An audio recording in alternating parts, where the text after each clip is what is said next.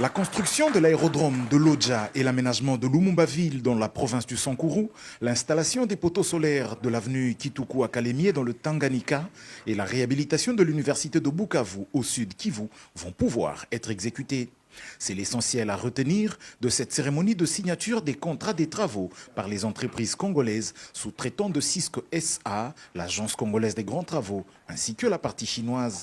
Autour de la table pour cet événement qui marque l'entrée des entreprises congolaises dans le programme sino-congolais, l'agence de pilotage, de coordination, de suivi de conventions, à travers son directeur général Freddy Chemboyodi, l'agence congolaise des grands travaux, maître d'ouvrage délégué du ministère des ITP pour ses projets, et les entreprises Adiconstruct, UPC et HCS.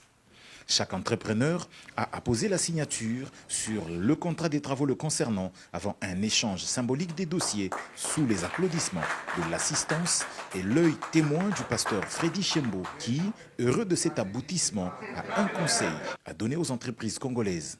Selon la vision du chef de l'État, nous avons poussé les portes. Nous avons vraiment bénéficié de l'appui de la CGT et de l'ouverture d'esprit de CISC. Il y a eu deux négociations âpres qui aboutissent aujourd'hui à ce début. Parce que ce n'est qu'un début, il y a d'autres qui vont suivre. Mais tout ce que nous voulons demander aux entreprises congolaises, c'est de se crédibiliser. Et cela fera que dans l'avenir, d'autres entreprises pourront aussi avoir l'opportunité de participer non seulement à ce programme, mais à d'autres programmes qu'on pourra développer dans l'avenir.